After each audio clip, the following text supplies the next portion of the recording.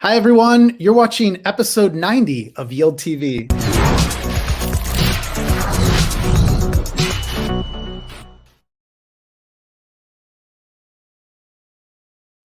Hey, everyone. Welcome back. It's Tuesday, March 23rd, 2021. We're going to be talking with the founder of Nexus Mutual today, Hugh Karp. Hugh's joined us in the past. He has been really the leader in DeFi insurance since, was it DevCon 1 that you first proposed it? More like two, but yeah, two, Yeah, three. whatever. So yeah, we But know. but yeah, it'll be great here. We can learn a lot from you, and I think we're really anxious to talk more about a few like major developments, like protocol cover. They just launched, so it's a more comprehensive cover beyond smart contract cover, and then we're also going to talk about just some of the changes that have been made that allow folks to stake and offer more DeFi protocol cover. So anyways, Hugh, welcome to Yield TV. How you doing? Yeah, I'm doing great. It's really good to be back. Yeah, man, really good to have you back. Always blown away by just, everything that you guys continue to build. And yeah, you're just one of those teams that keeps shipping. So I won't ramble too much about it. I'll let you kind of show it off here. Why don't we start with, what is Nexus Mutual, just in case folks are new to this, and maybe you could give us some of your insights on the state of, DeFi insurance and just how much more we have to grow. Yeah, sure. So like Nexus is basically a community risk sharing alternative to insurance, but it's really kind of taking insurance all the way back to like the community mutuals that happened thousands, hundreds of years ago, where you pull your money together as a community, and then you have some mechanism to decide what's a valid claim, and who to pay them out. So it's really as simple as all of that. And it's just now we have this awesome new tool, Ethereum, to basically coordinate people at large scale and to make it really, really efficient. So that's kind of really what Nexus is trying to do. Be a alternative to the big insurance companies of the world. But of course, got to start somewhere. So we're starting with crypto risks, and our first major product is smart contract cover, where you can get cover against the hacks or bugs in smart contracts. And then we've got an exciting upgrade protocol cover, which you mentioned just before, around expanding the terms of that coverage, which is great. And we also offer coverage for centralized custodians, so like Binance, Kraken, Gemini, Coinbase, and some of the lenders as well, like Celsius and HODL and BlockFi. So a few different products there, but we're trying to cover a whole bunch of crypto risks because, to be honest, the regular insurance companies don't actually give you many options, or you can't get this cover elsewhere. So that we're basically building the community alternative for that. Yeah. I think what struck me about Nexus when I first learned about it in probably like the fall 2019, as I was like experimenting with DeFi, I was thinking, about the risk, of course, and like, what if there's a bug, which is something like, no one has ever gotten past the story of the DAO. Like that's something that I think once you're in Ethereum for a very short amount of time, you kind of get taught that there are smart contract bugs and there are huge ramifications in terms of the losses you can feel when there's a bug or some sort of exploit. And so I was thinking about, geez, like I'd love to put more money into DeFi, but I was, at the time, as much as I was trying, I'd say I was pretty like moderate in terms of my risk tolerance. And once I discovered that I could start to cover myself in these different protocols, as like one of my first ones was an LP in Uniswap. So I already knew Uniswap was pretty battle tested as code, but it allowed me to actually participate with more capital. Then you fast forward to today, and the thing that I think more recently I was more excited about is cover for those who have assets in custodial lending like BlockFi or Celsius, but also in centralized crypto exchanges. There's tons of money in crypto exchanges, and basically what you're offering here is you're offering the first cover, the first protection that someone can actually buy to protect themselves from, let's say, an exchange hack or not being able to withdraw their funds for over 90 days. So anyways, can you elaborate on like, where are we in the journey of Nexus in terms of offering this more niche coverage to our space? And I guess, like, do you foresee offering cover in more traditional sectors in the future? Yeah, so I mean, I still think we're like really at the start of this journey. I think one big thing that I guess maybe two aspects. One is the insurance vertical within DeFi right now is quite it's quite low relative to the comparison of the TradFi, like banks versus insurance companies. So we're still kind of really early, and the insurance stuff is being built a bit behind the others, which makes sense because you kind of have to have some stuff there first to cover. So that's kind of one thing. And I guess the other thing is we've got, while we've shown some massive growth, especially in cover amounts recently, like we haven't really tapped into distribution networks yet. It's starting. Armor launched recently, and they kind of resell Nexus cover and make it really slick to buy covers and things like that, which is really helpful from our point of view.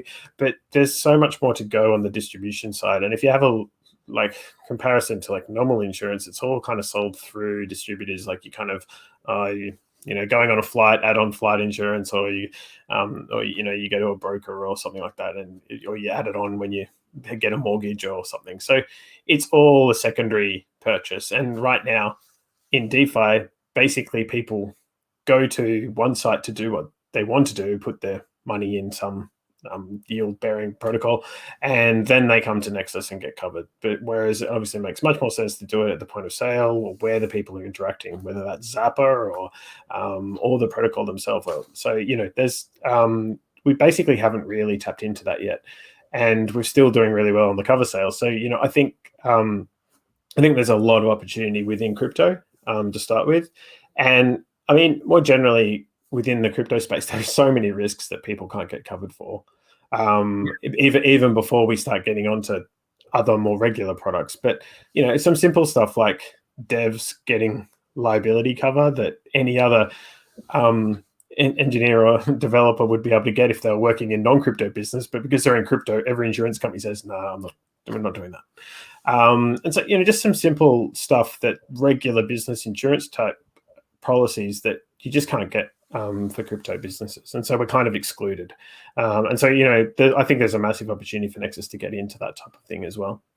Even before kind of doing more cooler stuff, perhaps I don't know, like earthquakes and hurricanes and all that type of stuff, which I personally have a bit of a soft spot for, but we'll get there eventually. Yeah. It's funny if you're totally new to the DeFi insurance space, I think your mind goes there immediately, like, oh, it's an insurance mutual that's built with smart contracts. So I'm imagining this to be more automated, more capital efficient, but you have to just be in our space for a bit longer to realize, well, there's all these needs already with just protecting us against exploits and Oracle failures and basically all the unimaginable, but now very common sorts of exploits that happen in our space. Because there's almost around 42 billion today in total value locked, according to DeFi Pulse. And then you all currently have about 530 million in active cover. So whatever that is, it's a small 1.5% or something like that, right? It's pretty small. Yeah. And then I guess this leads into, and this is before we talk about some of the updates for Nexus itself. So can you explain how Nexus is potentially morphing into an underwriting layer versus, I'll actually let me show Armor.fi just a sec. In case anyone hasn't tried this, Armor is a completely separate project, not built by the Nexus team, but what they do is they offer cover through Nexus Mutual. And so if you go to Armor.fi/protect, they actually little shill for Zapper API. They use the Zapper API and they analyze my wallet and they tell me, hey, you've got $4,000 in curve that you could protect. And so I can I can essentially buy cover by the block. So this is pay as you go. You'll notice it says top up. I can deposit some ETH, and then it decrements from that Ether every block. So it's evolving us beyond, the way Nexus has worked has been a minimum of 30 days of cover. And that already to me was, that was pretty exciting to just talk about that. But this is even that much more flexible. It's pay as you go, hook up your wallet, pay, and, enjoy that sort of protection. But Hugh, anything else like to add on to, I guess, some of the work that's being done at Armor, or do you foresee more teams, offering options like this our core smart cover? Yeah, so I think if you think about the entire insurance value chain, you've kind of got sales, you got underwriting and pricing, then you got claims, you got capital, and then you got reinsurance and investment management kind of down the back end of the stack.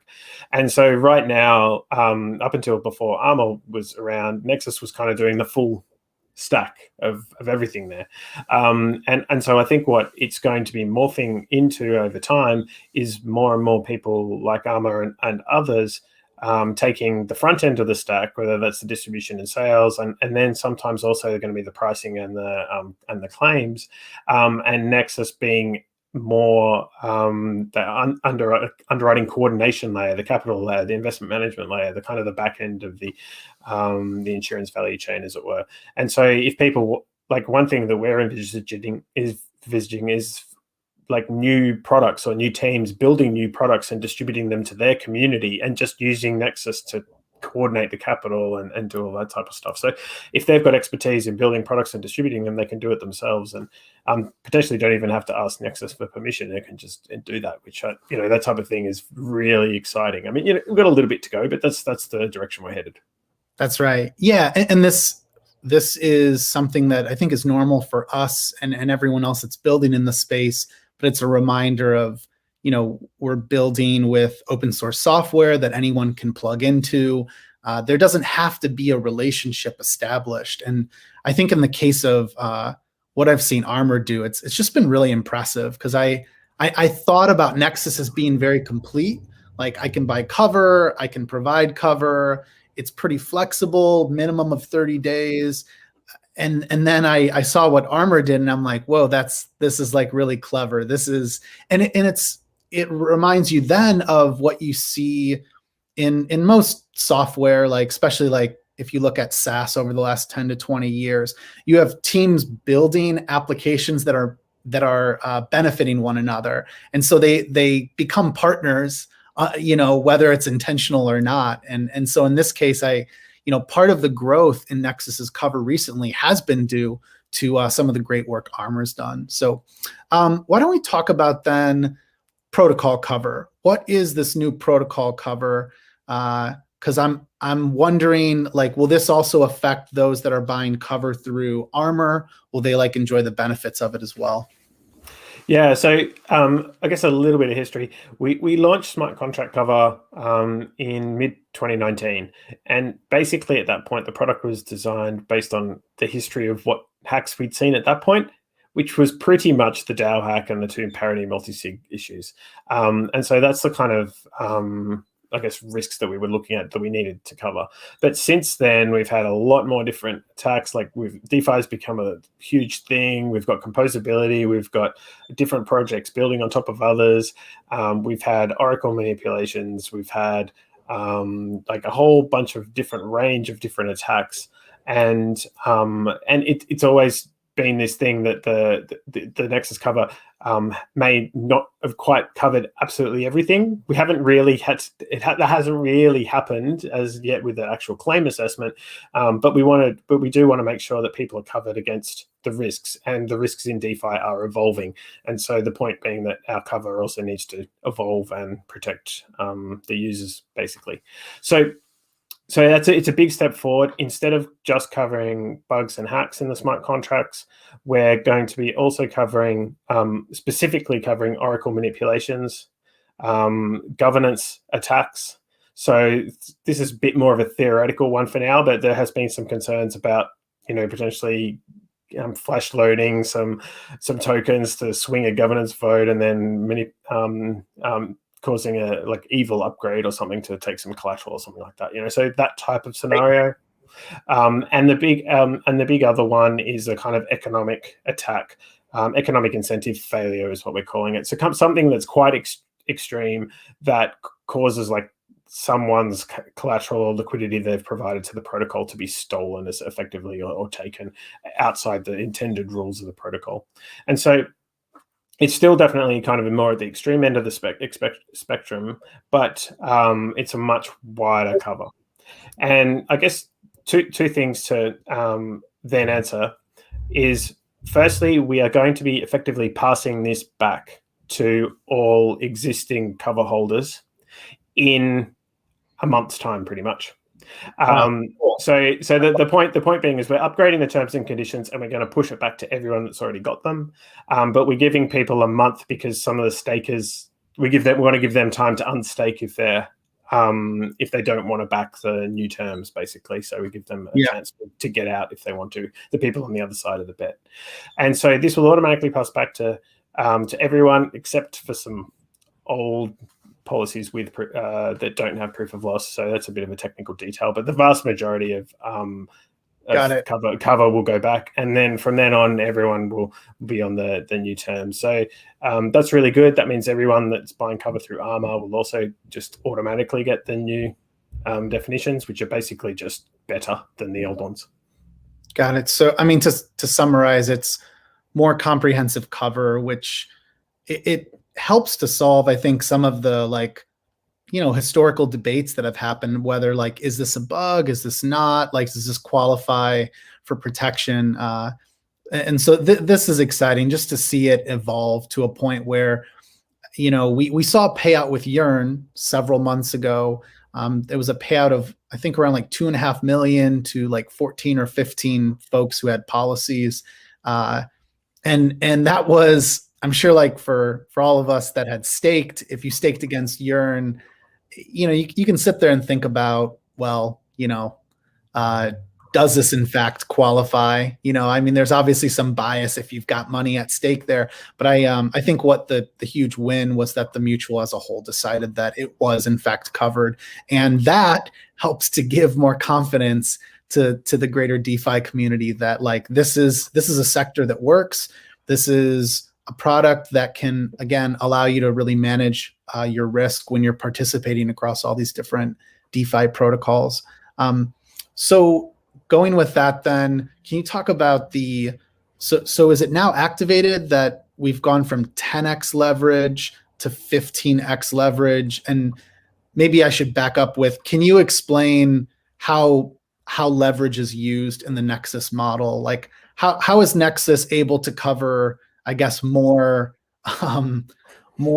assets out there than what it actually has in its capital pool? Yeah, so I guess the first thing is that, so this is a different change. We're basically increasing the leverage that stakers can use within the system. And so there's actually two levels of leverage within the system. One is the protocol level leverage, which is basically means that Nexus can cover more risk than it actually has assets for. And that's basically how every insurance company operates. If you don't have leverage, then you're not capital efficient and you're not going to be around for very long. It means otherwise the prices would be too high, basically. Because otherwise you have to pay decent returns for the people that are sitting in there. So I think at the moment we've got about 2 times leverage, which is a start. We've been up to about 3.5 at some points. But give context, AIG runs at 50 to 60 times. So, we're at 2. So we haven't got much going on yet. This is to highlight what you just said. I'm at nexustracker.io under capital pool. So there is 162,500 ETH to almost 275 million. And then staking, no, sorry, go to cover. Start with. Yep. That tells you that there's 530 million outstanding in cover terms. So we've got about 2 times leverage that's at the Nexus level. Yeah. So then we also, to kind of mimic these types of approaches, like the capital efficiency and leverage, when we need stakers to stake against specific protocols to kind of back them. And like the more people that back them, the lower the price and the more cover that the mutual can offer. So it's kind of like use it as a signaling mechanism. And when you stake, you earn rewards when people buy cover, and you can be burned if there's a claim.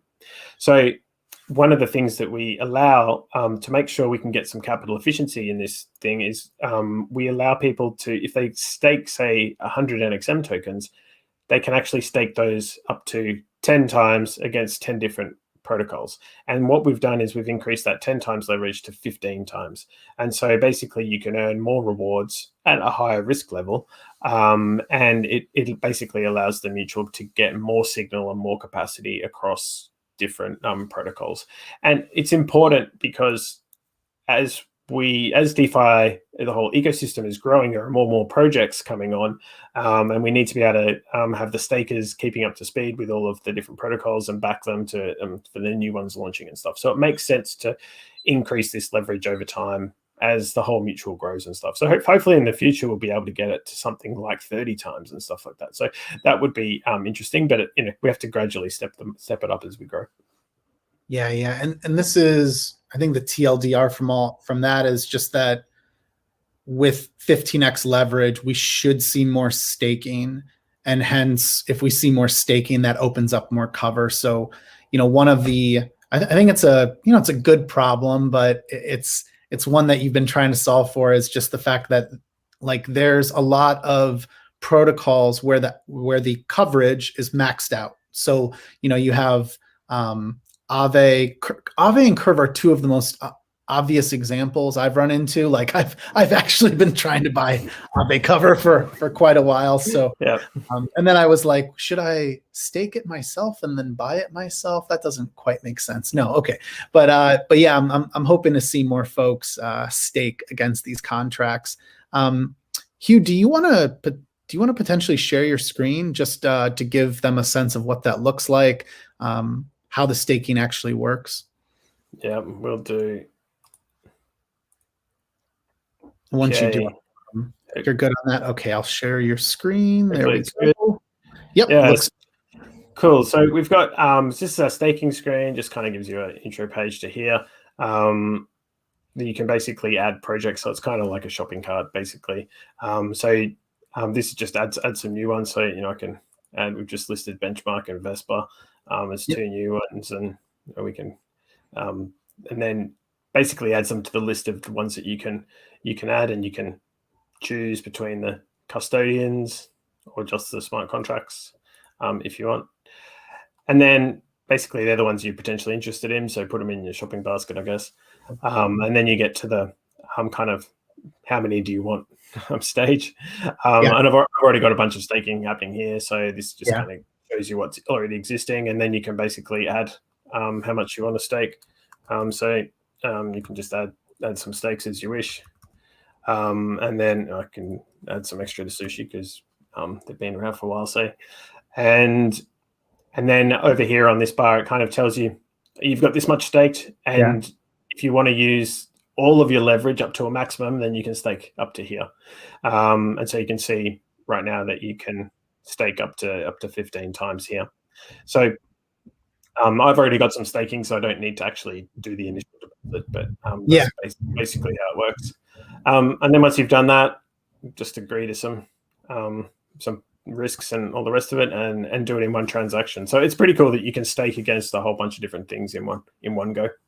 Yep. Yeah. So the steps then are, if anyone's interested or wanting to explore that, once you actually have NXM, you're choosing which of the protocols you want to back, and then that next step is where you start to decide. Like let's pretend you had 100 NXM. You actually can stake 100 against 10 different protocols, or you could do 50 against one, 50 against another, and then 100 across another 9. Like it is. If you have any questions, hop into the Nexus Discord. It's the leverage model. I think for those coming from traditional finance, it'll make a lot of sense. But for those that are maybe like newer to how this works, just think about it as the power to stake. I call it like my staking power. I've got with 100 NXM, I have 1,000 of staking power, and I'm just deciding like where I want to put that. And then I guess one last note on that, Hugh, is well, now we have 15x on that. So I was referring to the 10x, and that is active. That's already that's active right now. Yep, went live on over the weekend, which was great. Cool. One thing I've personally thought about having staked before is just consider that if you put, let's say if I had 100 NXM and I could stake now 1,500 in total, I might hesitate to put 150 against a single contract. Or I'm sorry, is that 100? No, that's 100. 100, yes. I might hesitate to do that only because if one of these protocols does have a payout, if I staked all of my NXM, that total amount against a single one, I could potentially lose all of that. Like, that's how insurance works. You're offering cover because you believe there's hopefully less likelihood of some sort of exploit than the person who's buying it, who believes that there's a greater likelihood that it could be, and they're paying a premium. So just be mindful of that. And again, hop into the Nexus Discord if you have questions about it.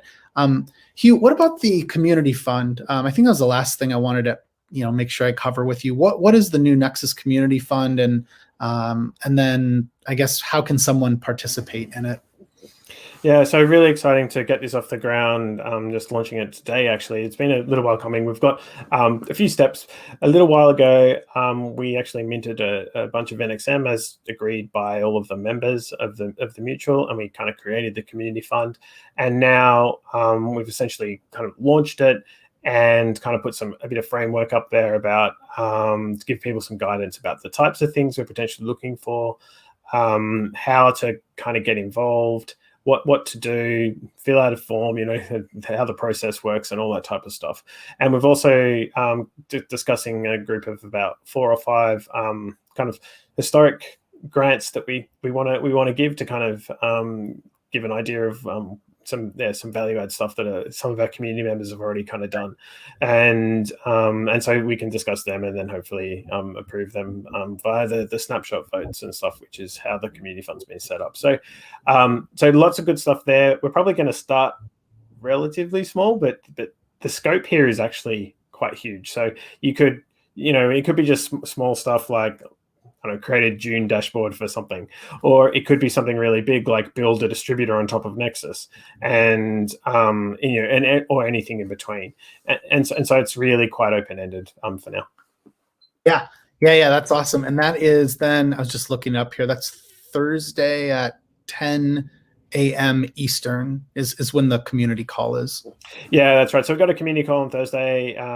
You'll be able to hear more about it there, and we'll go through a bit more of the process and stuff like that. But that's kind of how we're kicking it off, and we'll have some more regular community calls to discuss what's going on, which ones are going ahead and which ones aren't, and all the rest of it. Yeah. That's awesome. Gosh, anything else that's new with Nexus that you wanted to cover, or maybe like more generally, anything else that you think folks should be paying attention to in the DeFi space? I think I find it incredibly hard to keep up with everything that's going on, to be honest. But it's a massive pace. But I guess one thing that we're like interested in, or hopefully providing, is like just protected yield is kind of one of the things that we're trying to get out there. And like, there's a whole lot of opportunities for yield, but it's often hard to understand exactly what the risks are and what you're doing. And so, people leap into stuff and all the rest of it, but hopefully we can get more and more regular folks in there by actually providing a bit more detail on the risks and protecting them and stuff like that. So if you want to kind of just even learn or ask questions on that front, feel free to jump into our Discord and ask, because we're here to help and to protect people. So hopefully with this new influx of people coming through, we can all kind of help with education and getting people up to speed. Is there any update on the funds that are in the capital pool? I know there's been discussions about how to earn yield off of that. So what's next there? Is that something that you expect to be discussed at the community call on Thursday, or Is there like a committee of folks that are thinking about that? Yeah, so that's one thing we definitely have to push forward a bit more. We've basically we got one more technical upgrade to go, and then we're going to be looking to put a proposal to members to put some of the fund into staked ETH, so Lido's staked ETH. So just as a start, and that'll start earning some yield. And then I think then there's going to be, we want to explore some wider options, like what else is out there, what are our options. And I think where we want to get to, maybe now is not exactly the right time, but in 3 to 6 months it probably will be, like start establishing an investment committee that can start coming back and reporting back to the mutual via the community fund or whatever, and recommending what we do. Because we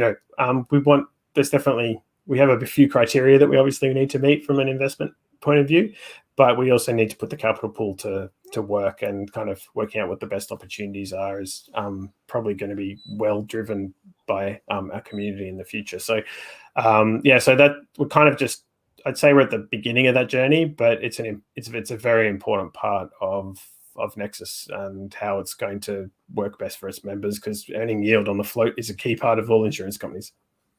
Yeah, I mean, the fact that the capital pool sits in Ether, the fact that there are actually a lot of opportunities now to earn yield with Ether, the ones that are most top of mind being staking Ether through something like Lido, and then because that is so frictionless to be able to pull your money out. They've got so much. I think they have like 300 million of like ETH now staked, and then you think about opportunities like Curve has a multiple pools where it's some derivative of ETH, and that's awesome because now you're in a like asset pool, and those are much lower risk with battle tested contracts. So yeah, no, I'm excited for that. That will. I know there's a lot more underneath the hood that's more complicated, but it feels like this is where we've always been headed in DeFi, is making our money that much more capital efficient, taking advantage of all of the composability.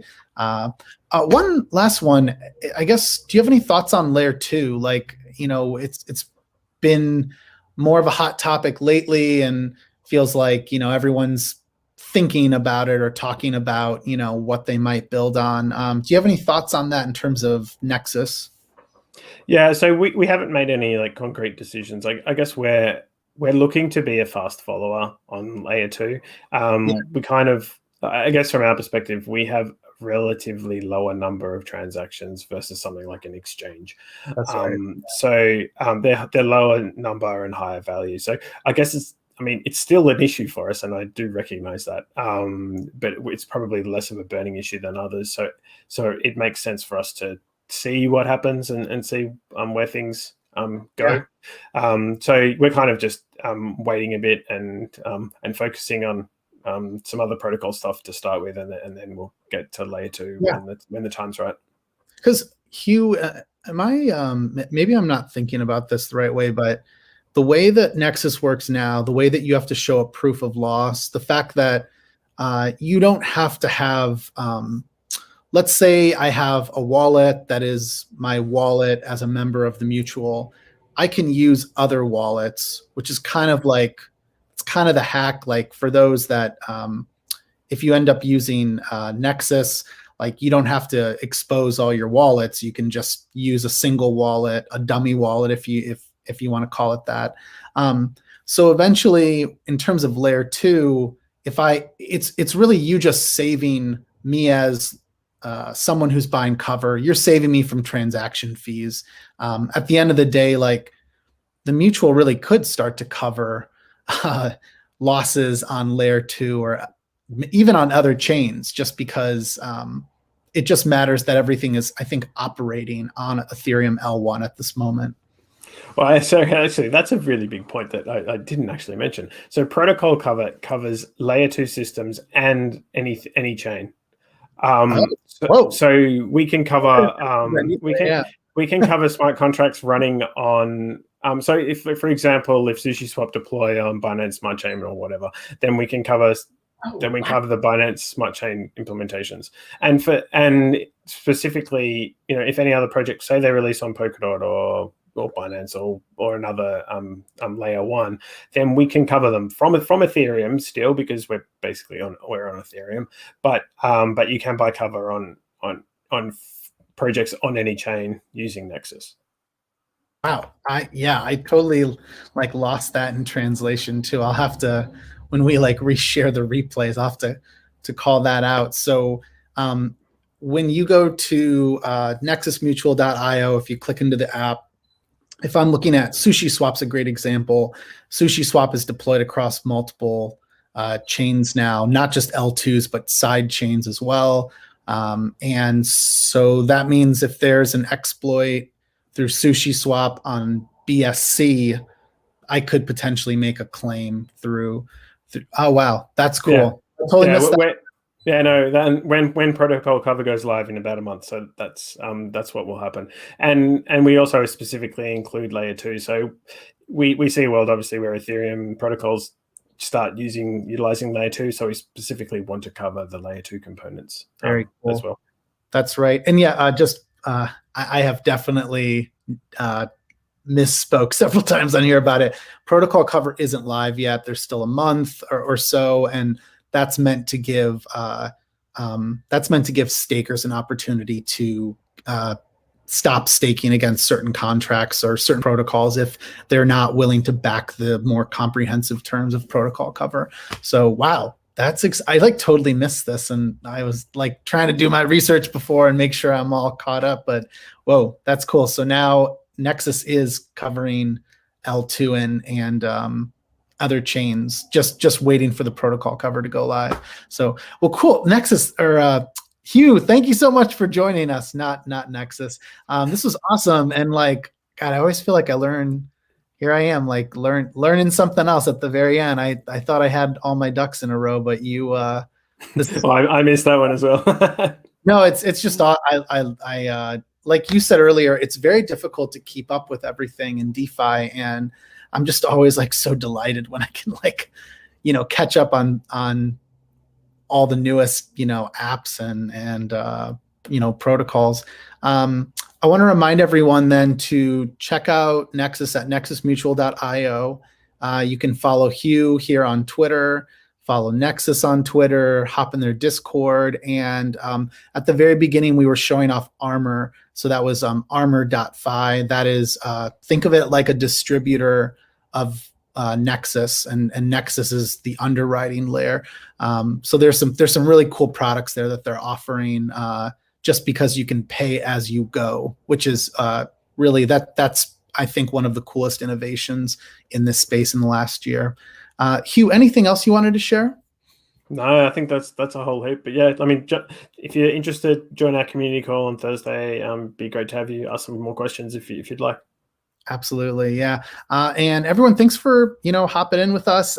You can subscribe at tv.zapper.fi, wherever that went on my list here. I got too many banners on here now, but yeah, tv.zapper.fi. There's over 90 episodes now to watch.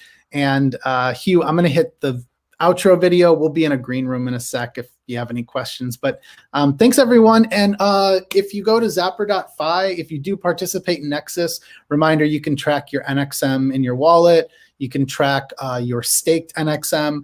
You also can track your AR NXM, which is through Armor, and then all sorts of different liquidity mining pools that they're offering. So anyways, thanks, everyone. Have a great day.